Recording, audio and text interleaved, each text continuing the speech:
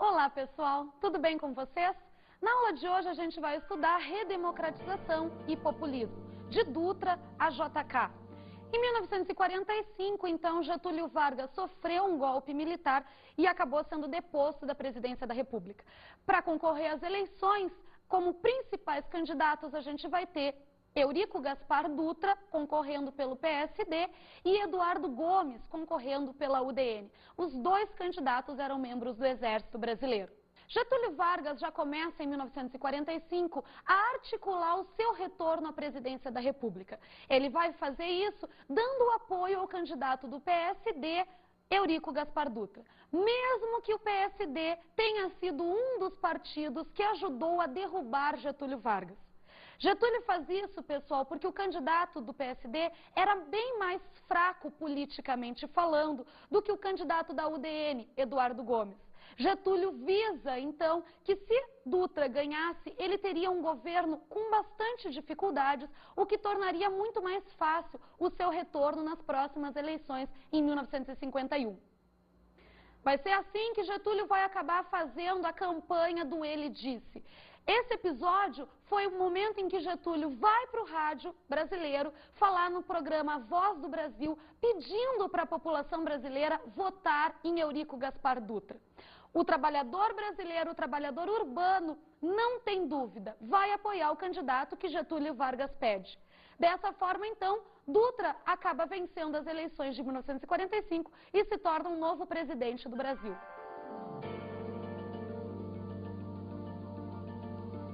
O que vai marcar o período a partir de Dutra até o golpe de 1964, em termos político-econômicos no Brasil, vai ser a disputa entre dois principais modelos. O modelo do nacionalismo e o modelo da internacionalização da economia. O nacionalismo, pessoal, ele vai diferir na internacionalização, não na origem do capital que vai ser investido para desenvolver o Brasil. Os dois modelos aceitam investimento de capital externo para promover o crescimento do país. Na verdade, a principal diferença vai ser na forma como esse capital deveria ser investido. Nacionalismo vai privilegiar a construção de estatais no país. Já a internacionalização não se impõe que venham empresas multinacionais para o país. Assim, nos dois modelos temos a presença do capital estrangeiro e nos dois modelos existe uma participação do Estado intervindo na economia. O principal diferencial entre os dois modelos, então, é que um vai propiciar, vai dar mais importância para a construção de estatais, onde o governo diretamente vai ser o responsável pelo desenvolvimento do Brasil, e no outro, multinacionais podem entrar sem problema nenhum no país. Quando Dutra começa o seu governo, ele vai ter que convocar uma Assembleia Nacional Constituinte para escrever uma nova Constituição. Afinal de contas, feita a redemocratização do país, a Constituição que vigorava durante o Estado Novo de Getúlio Vargas, a Constituição de 1937, não poderia mais ser válida. Era necessário uma nova Constituição legalizando esse novo período de abertura. É nesse contexto, então, que Dutra vai acabar escrevendo a Constituição de 1946. Como principais características dessa Constituição, temos a instauração do comparecimento compulsório dos ministros no Congresso Brasileiro, da mesma forma que esses ministros passaram a ser responsáveis por todos os atos que referendassem. Também vai ser instaurada nessa Constituição a formação de comissões parlamentares de inquéritos, ou seja, CPIs. Essas medidas estão sendo feitas por Dutra na tentativa de regularizar um pouco mais a situação política dentro do país. O mandato presidencial vai ser reduzido de 6 anos para 5 anos e ainda os direitos trabalhistas feitos por Getúlio Vargas vão ser agora anexados ao projeto de Constituição. O Plano Econômico de Desenvolvimento do Brasil vai estar inserido naquilo que ficou conhecido como Plano SALT. Plano SALT significa que as áreas onde Dutra pretenderia desenvolver o Brasil seria saúde, alimentação, transporte e energia. Vale a pena lembrar que Dutra está inserido dentro do modelo de desenvolvimento chamado de internacionalização da economia. Dessa maneira, Dutra vai acabar fazendo uma abertura desenfreada ao capital estrangeiro para o Brasil, o que vai acabar provocando uma grande desvalorização da moeda e, consequentemente, inflação. A crise econômica que se instaura no país durante o governo de Dutra acaba impedindo que o Plano SALT seja concretizado. Nos primeiros 2 anos do governo Dutra, ele tenta dar investimentos para essas áreas que o Plano SALT pretenderia abranger, mas logo em seguida, então, ele acaba desistindo devido à crise econômica que acaba se instaurando no país. Durante o governo Dutra também vamos ter a ruptura do país com a União Soviética. Isso porque, vale a pena lembrar, estamos vivendo agora, nessa década de 50, a chamada Guerra Fria, onde 2 modelos econômicos e políticos vão estar em disputa direta no mundo. O modelo capitalista, encabeçado pelos Estados Unidos, e o modelo socialista, onde o grande representante vai ser, então, os países da União Soviética. O Brasil acaba se alinhando definitivamente com os Estados Unidos e, por isso, vai romper com a União Soviética. Nessa conjuntura de Guerra Fria, então, também vai ser criado, não só por Dutra, mas por vários países da América Latina, o famoso Plano TIAR. Com influência direta dos Estados Unidos, esse seria um grupo formado pelas principais forças armadas de países da América Latina, onde um deveria ajudar militarmente qualquer país que sofresse ameaça de golpe socialista. Governos nacionalistas que interferissem nos interesses capitalistas, principalmente os interesses do capitalismo norte-americano, também poderiam ser invadidos pelos países pela força TIAR e serem derrubados. Esse plano ficou só no projeto, pessoal, ele nunca chegou efetivamente a acontecer. O governo de Dutra, gente, é marcado então, como Getúlio Vargas inclusive já previa, por uma crise econômica bastante forte. Dessa forma, não foi muito complicado que nas eleições seguintes à presidência da República, Getúlio Vargas vencesse, apelando para a ideia de que ele era o pai dos pobres, de que o seu governo conseguiu trazer crescimento e estabilidade econômica para dentro do Brasil. Getúlio acaba vencendo as eleições de 1951 e se tornando o novo presidente da República.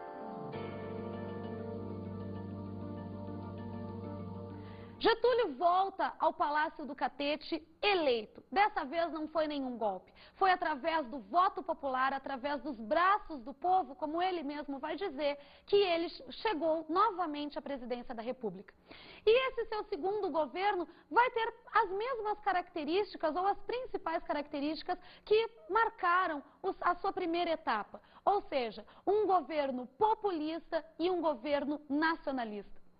Enquanto nacionalismo econômico, Getúlio tenta frear, de alguma maneira, a excessiva abertura que o capital externo teve durante o governo Dutra e vai criar o BNDE, Banco Nacional de Desenvolvimento, para dentro do Brasil, que é um banco que deveria financiar projetos de crescimento. Ainda nas questões nacionalistas, Getúlio também vai buscar a estatização da exploração e do refino do petróleo nacional. Até esse período do governo de Vargas, o governo brasileiro tinha apenas parte do direito da exploração do petróleo. Outra parte ainda estava nas mãos de multinacionais. Vargas vai promover a chamada campanha Petróleo é Nosso, onde vai ter forte atuação do escritor Monteiro Lobato.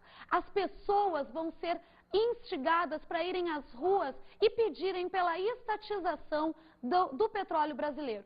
Vai ser dessa maneira que vai acabar sendo criada a estatal Petrobras. E o governo brasileiro passa a ter direito exclusivo sobre a exploração do petróleo nacional.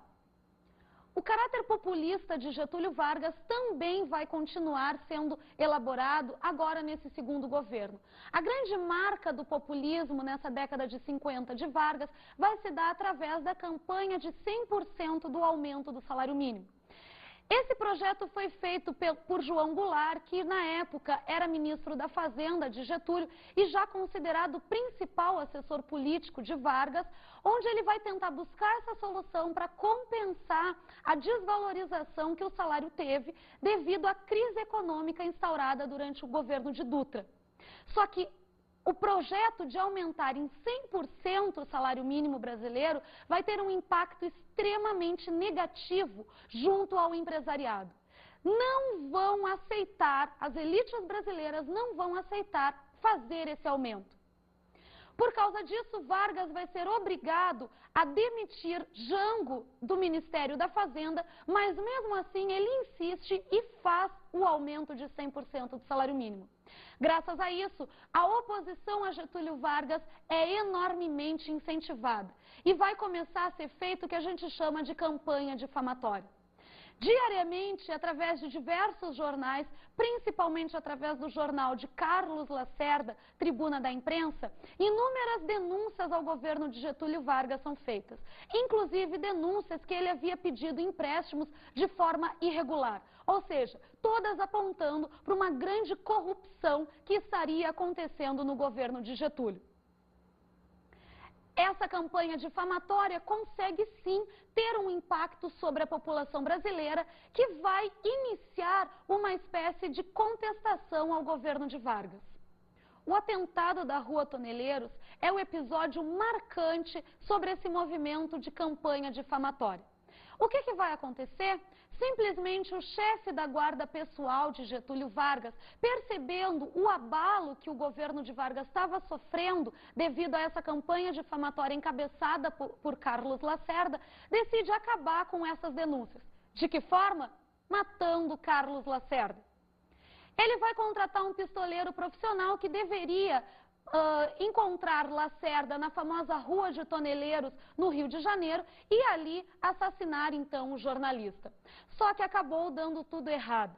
Quem morre vai ser o segurança do Carlos Lacerda, o Major Vaz da Aeronáutica. Lacerda leva apenas um tiro no pé. Mas é claro que Lacerda não iria permitir que esse atentado passasse em branco. Ele usa do atentado para abalar ainda mais com o governo de Vargas. Vai acontecer uma espécie de aumento do episódio. Todos os jornais vão mostrar Lacerda saindo com o pé machucado, saindo carregado de dentro do carro. Um caos total para o governo de Vargas. Um inquérito vai ser instaurado por parte da Aeronáutica, o chamado Inquérito do Galeão, mesmo contra a vontade de Getúlio. Getúlio não queria que a Aeronáutica fizesse investigações particulares, mas sim que as investigações fossem guiadas pelo próprio Estado.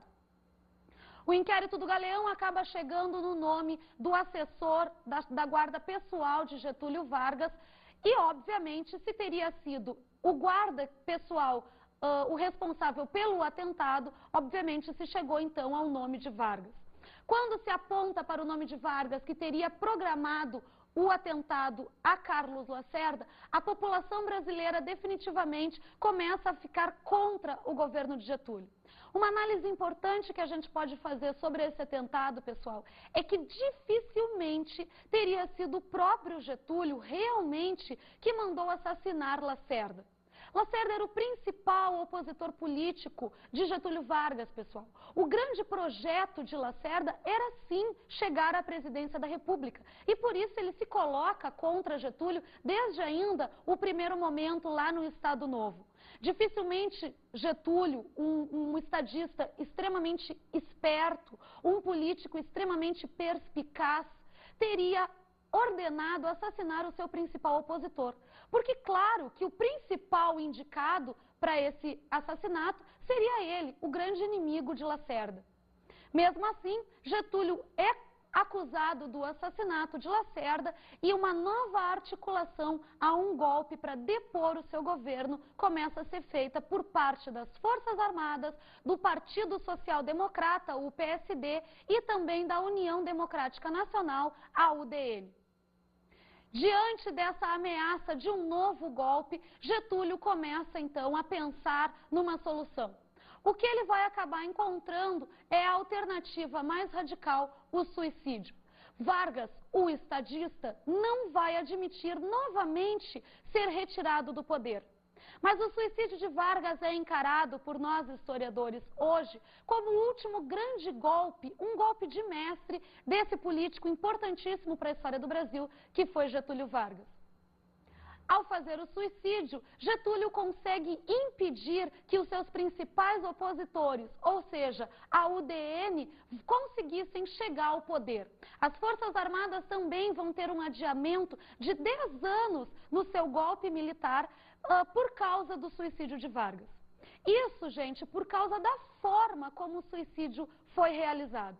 Vargas se mata e vai surgir nesse contexto, a famosa Carta-Testamento. Por muito tempo se discutiu se a Carta-Testamento seria falsa ou não. Atualmente, tudo indica que a Carta-Testamento que nós conhecemos não foi escrita por Getúlio no momento do suicídio, mas sim teria sido uma série de textos que Getúlio vinha elaborando na tentativa de dar um discurso em cadeia nacional para explicar para a população brasileira aquela situação de crise em que ele estava colocado a partir do atentado da Rua de Toneleiros. Os assessores de Getúlio, então, provavelmente o assessor de imprensa de Getúlio Vargas, teriam pego esses textos que Getúlio ditou antes do suicídio e teriam elaborado, então, a partir disso, a famosa Carta-Testamento. Essa carta foi lida em cadeia nacional no famoso programa de rádio, extremamente ouvido pela população brasileira, A Voz do Brasil. Após a leitura dessa carta, onde é colocado que Vargas deu a vida pelo povo brasileiro, acontece uma famosa comoção popular. Aquelas mesmas pessoas que dias antes estavam começando a fazer oposição ao governo de Getúlio, estavam começando a acreditar que Getúlio estava guiando o Brasil através de um sistema de corrupção, que Getúlio teria tentado assassinar Carlos Lacerda, essas mesmas pessoas agora vão para as ruas chorar pela morte do que elas consideravam como o pai dos pobres. Não bastando a comoção popular que a morte de Getúlio causou, as pessoas acabam se revoltando com as forças ocultas, que foi a expressão que Getúlio Vargas usou para denominar os seus principais inimigos, e fazem um verdadeiro quebra-quebra nas principais cidades brasileiras, como, por exemplo, São Paulo e Rio de Janeiro. As pessoas vão mirar principalmente a imprensa brasileira, porque era através desses órgãos onde a oposição a Vargas se tornava mais evidente. O jornal O Globo, por exemplo, é depredado nesse período e o jornalista Carlos Lacerda precisa fugir do Brasil porque ele começa a correr risco de vida. Vamos agora dar uma escutada num trechinho da Carta-Testamento para tentar compreender um pouco mais a importância desse documento. Era escravo do povo e hoje me liberto para a vida eterna. Mas esse povo de quem fui escravo não mais será escravo de ninguém. Meu sacrifício ficará para sempre em sua alma e meu sangue será o preço do seu resgate. Lutei contra a expoliação do Brasil.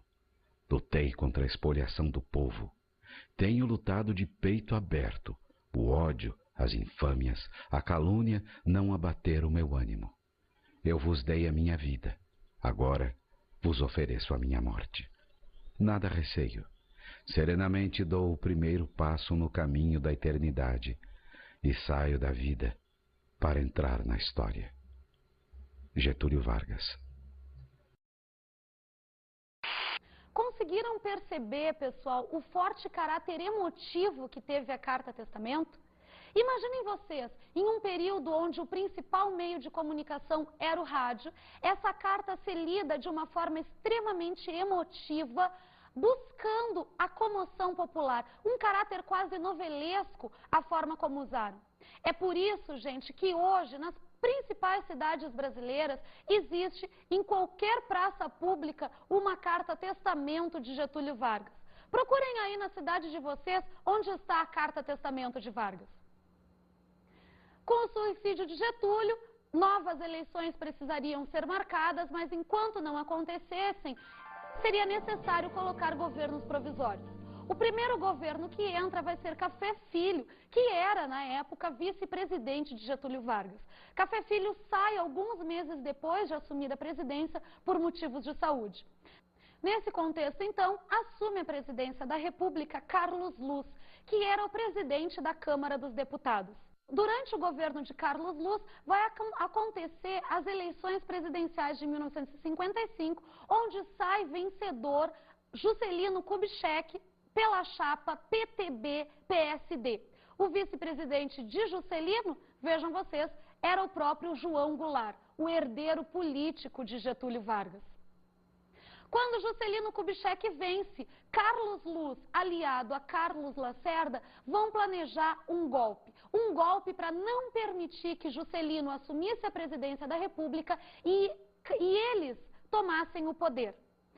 Um contragolpe vai ser articulado pelo chamado Marechal Lott. Marechal Lott não permite que eles impeçam a posse de Juscelino Kubitschek, derruba Carlos Luz da presidência da República e coloca um novo presidente, Nereu Ramos, até que Juscelino Kubitschek tivesse condições de assumir a presidência em 1955.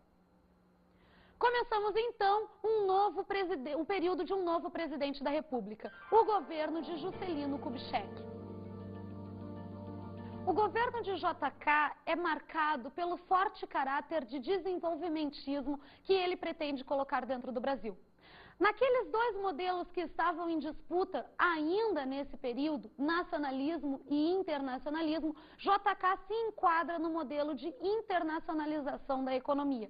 Ou seja, ele permite a entrada de multinacionais, mas intervindo na economia. O Estado vai tentar, sim, desenvolver a economia, mas sem se importar que essa crescesse a partir do investimento de multinacionais.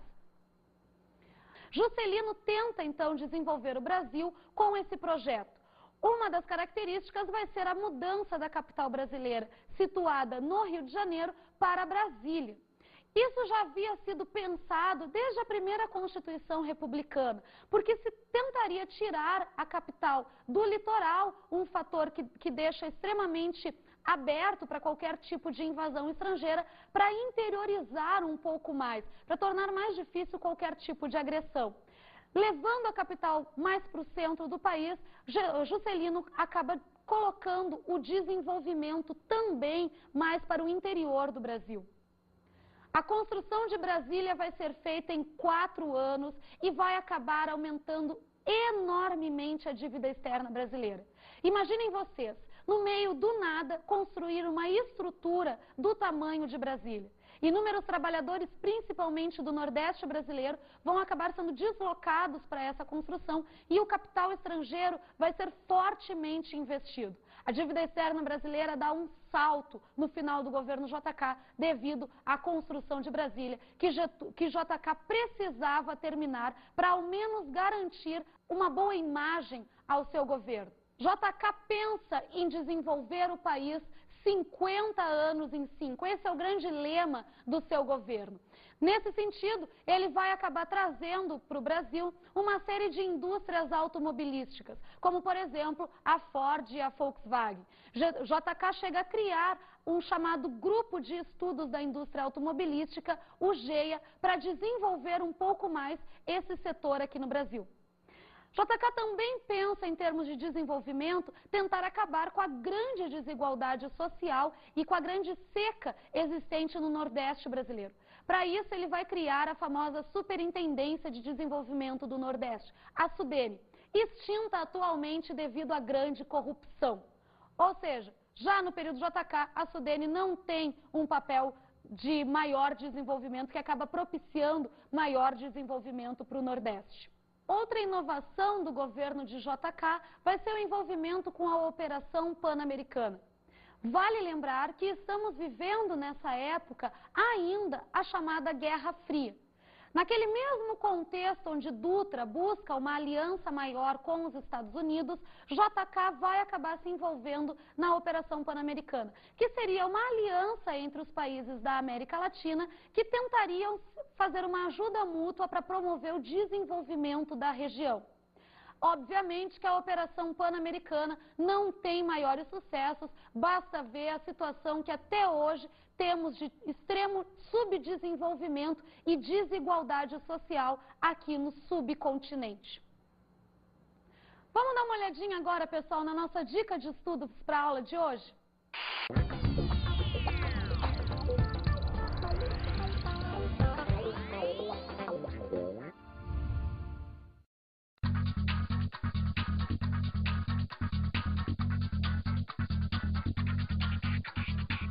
Olá, gente! A minha dica de estudos para a aula de hoje é vocês lerem o livro Brasil, de 1945 a 1964, do autor Edgar Luiz de Barros, coleção da História Contexto. Esse livro tem uma linguagem bastante simples e é uma espécie de resumo de todo esse período que a gente analisou. É muito bom. Bom, pessoal, por hoje é só. Até a próxima aula!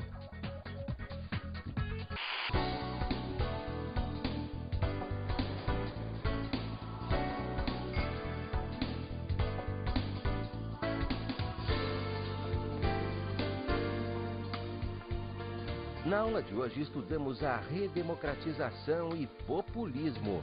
Falamos sobre o governo Dutra. O governo Dutra foi marcado pela adoção do modelo econômico chamado de internacionalização da economia, onde ele vai fazer uma maior abertura a investimentos externos. Vimos o segundo governo de Getúlio Vargas. Getúlio manteve as práticas de populismo e de nacionalismo durante o seu segundo governo. Os grandes exemplos, enquanto o populismo é a campanha de aumento em 100% do salário mínimo e do nacionalismo a criação da Petrobras. Aprendemos sobre o governo de Juscelino Kubitschek. O governo de Juscelino Kubitschek é marcado por uma tentativa de forte desenvolvimentismo para o Brasil. Nesse sentido, temos a construção de Brasília, a criação da Sudene e o investimento na indústria automobilística. Bons estudos!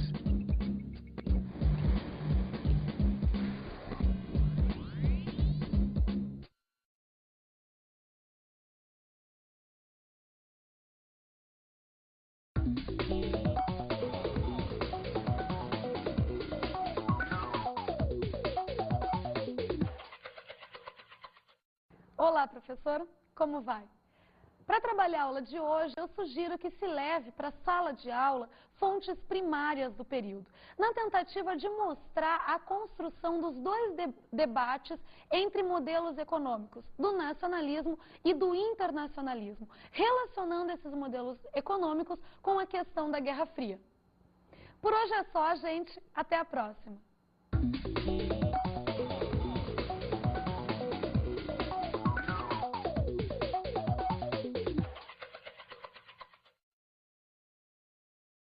E na internacionalização, não na origem do capital que vai ser investido para desenvolver o Brasil. Os dois modelos aceitam investimento de capital externo para promover o crescimento do país. Na verdade, a principal diferença vai ser na forma como esse capital deveria ser investido. Nacionalismo vai privilegiar a construção de estatais no país. Já a internacionalização não se impõe que venham empresas multinacionais para o país. Assim, nos dois modelos temos a presença do capital estrangeiro e nos dois modelos existe uma participação do Estado intervindo na economia.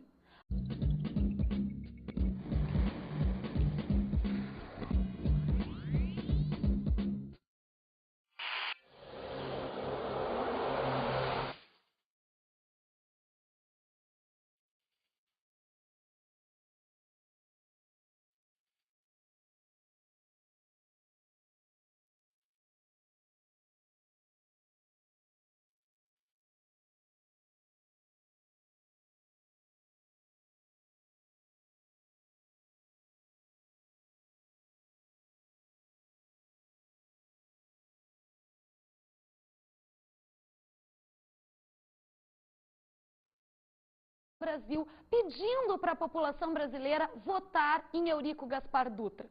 O trabalhador brasileiro, o trabalhador urbano, não tem dúvida, vai apoiar o candidato que Getúlio Vargas pede.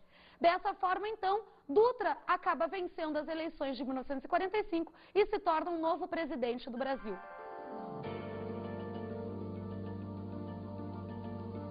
O que vai marcar o período a partir de Dutra até o golpe de 1964, em termos político-econômicos no Brasil, vai ser a disputa entre dois principais modelos. O modelo do nacionalismo e o modelo da internacionalização da economia. O nacionalismo, pessoal, ele vai diferir... Olá, pessoal, tudo bem com vocês? Na aula de hoje a gente vai estudar redemocratização e populismo, de Dutra a JK. Em 1945, então, Getúlio Vargas sofreu um golpe militar e acabou sendo deposto da presidência da República.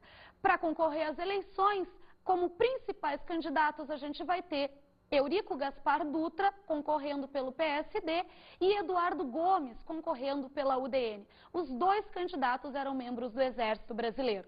Getúlio Vargas já começa, em 1945, a articular o seu retorno à presidência da República. Ele vai fazer isso dando apoio ao candidato do PSD, Eurico Gaspar Dutra. Mesmo que o PSD tenha sido um dos partidos que ajudou a derrubar Getúlio Vargas.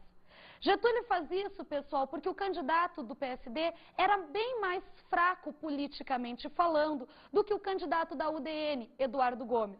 Getúlio visa, então, que se Dutra ganhasse, ele teria um governo com bastante dificuldades, o que tornaria muito mais fácil o seu retorno nas próximas eleições em 1951. Vai ser assim que Getúlio vai acabar fazendo a campanha do Ele Disse.